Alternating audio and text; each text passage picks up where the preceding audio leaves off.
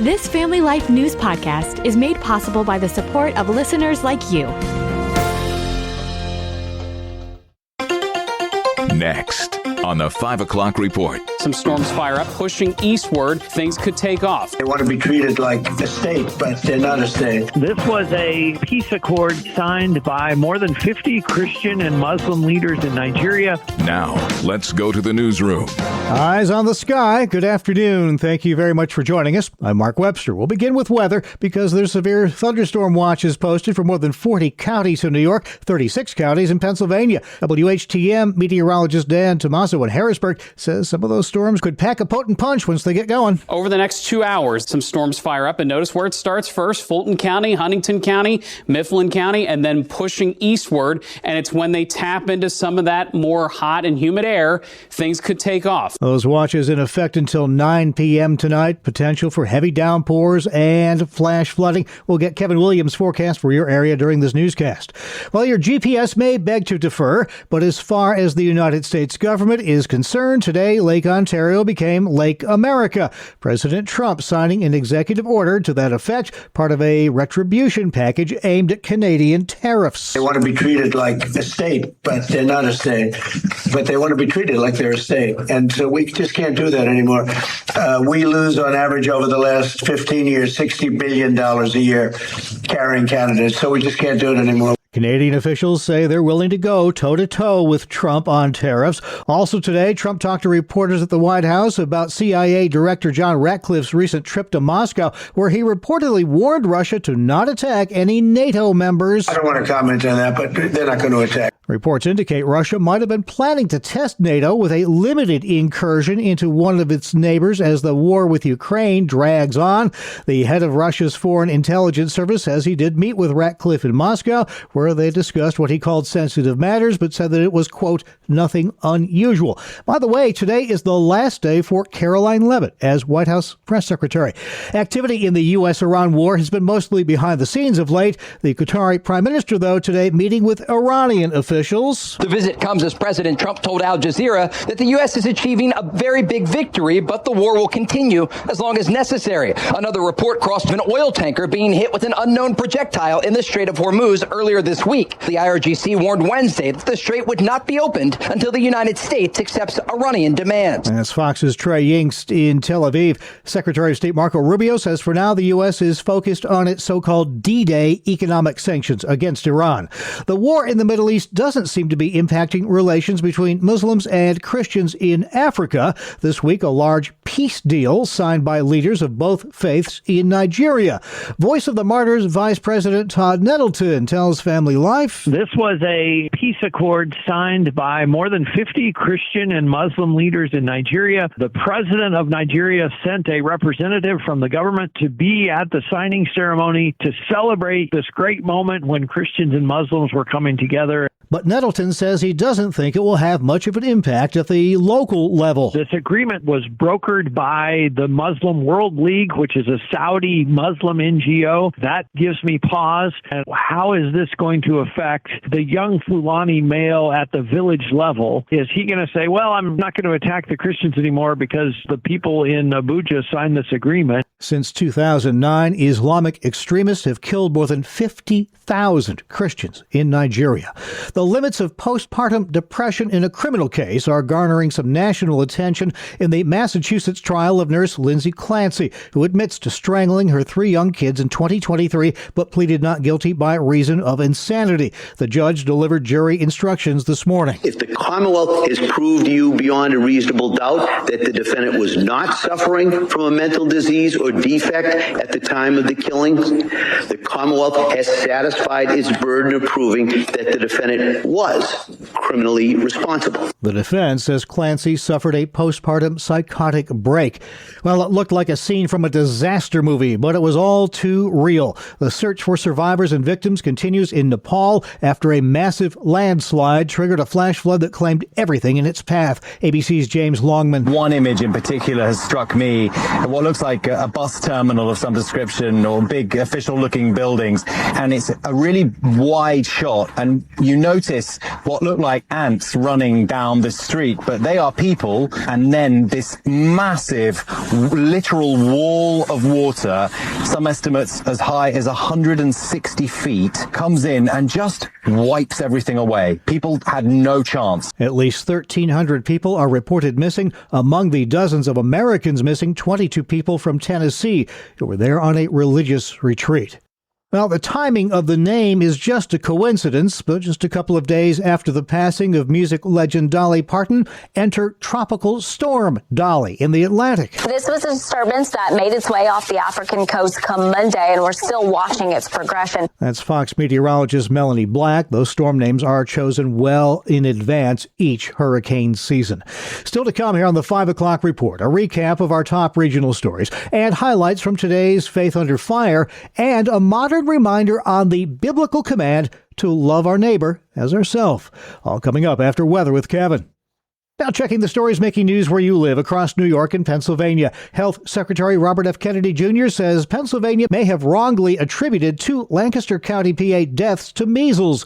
The state health department's referring to those deaths now as, quote, measles associated. The county coroner says his office hasn't handled any measles deaths. Both victims were unvaccinated. One was an infant.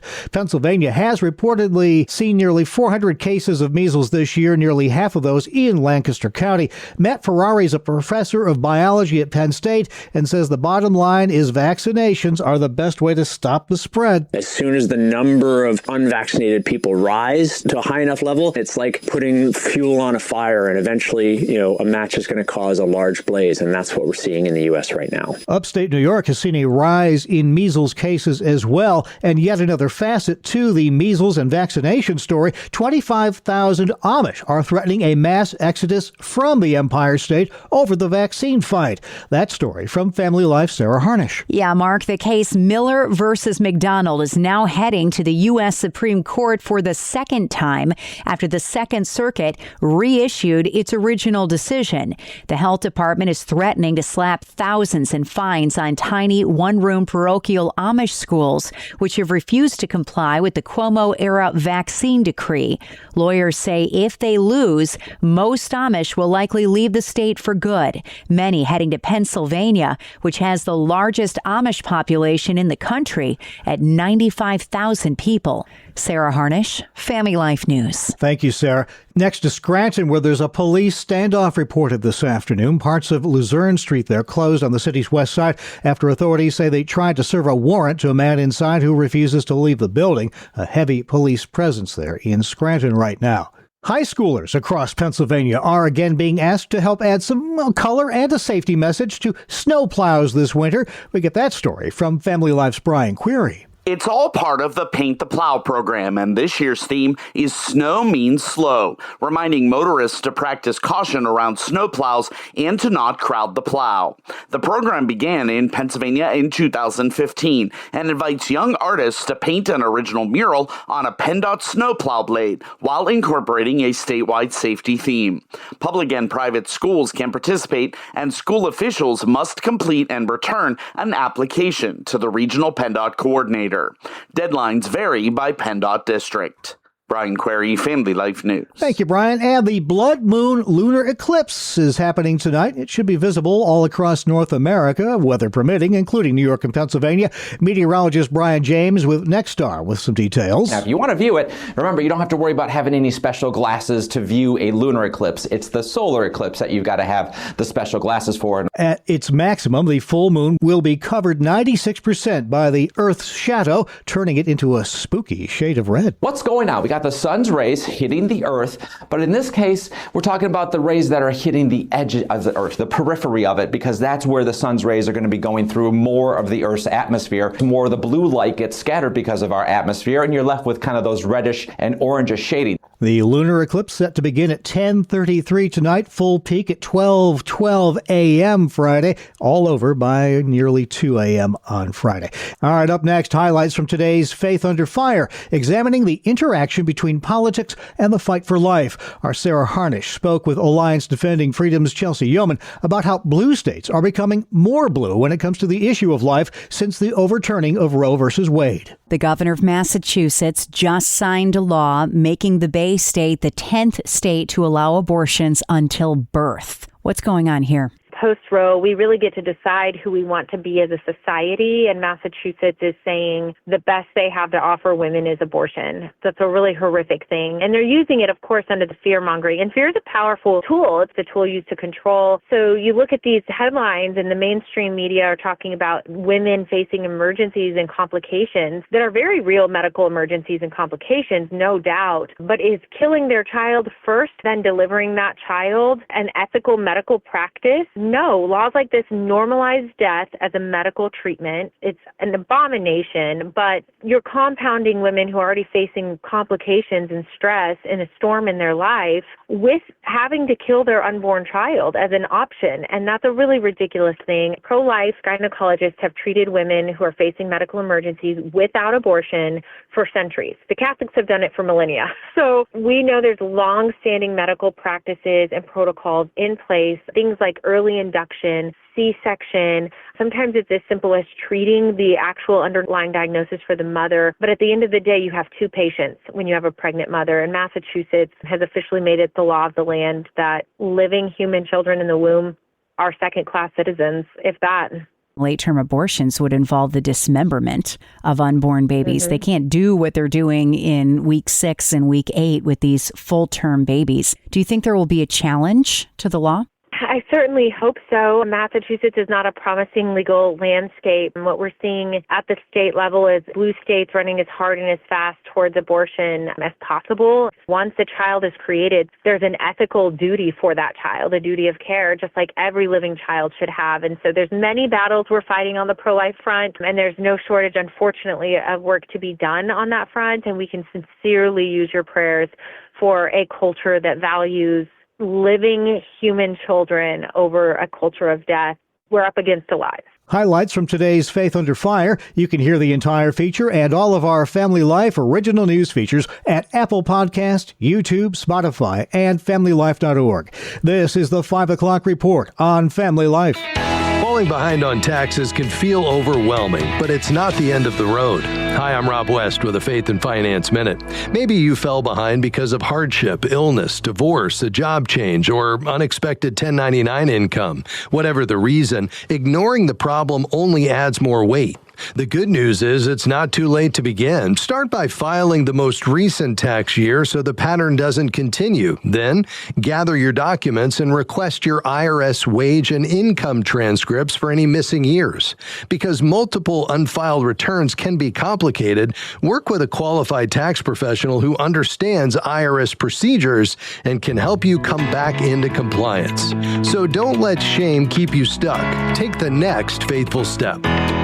Connect with a certified Kingdom advisor who's been trained to deliver financial advice that aligns with your Christian values by visiting our website, faithfi.com. Thanks, Rob. Finally at 5, Buffalo, New York middle school teacher Heidi Widmer recently moved to Culver City, California, looking for a fresh start in life. But it didn't start very well because of a very noisy upstairs neighbor, telling KABC. My first night was a little rough. There was a loud neighbor, noisy neighbor above. But a few weeks later, Widmer was humbled to discover that her noisy neighbor, Carol, was an 85-year-old living alone and struggling with Parkinson's disease. This poor lady can barely get down the stairs. And I'm wondering what the bowling ball sound is. Yeah, that's her walker. Carol had been struggling all along, alone, until Heidi came along. Her quality of life, it's rough. I had asked her actually 2 days ago, I said, my girl, what would have happened if I didn't find you? And she just looked me straight in the eye and said, I would have struggled until somebody did. Now, Heidi helps Carol with cooking, cleaning, medical benefits, you name it. And being a bit of a social influencer on the side, she put that following to good use, obtaining offers of meals, cleaning services, and more on Carol's behalf, also raising some $60,000 in donations. But perhaps the most important thing Heidi both provided and received was companionship that they both needed. Yeah, she's definitely saved me. I wouldn't say that I've saved her. I'm just helping her out. But yeah, she's definitely saved me. Living out what Jesus called the second greatest commandment. And that's the world we live in for Thursday, August 27th, 2026. Thank you again for joining us. I'm Mark Webster, Family Life News. Thank you for listening to this Family Life News podcast. If you've been encouraged by what you've heard, please share it with others and click the subscribe button to automatically receive future episodes. Family Life is a listener-supported ministry. Podcasts like this are made possible by your financial partnership. Find out more at familylife.org.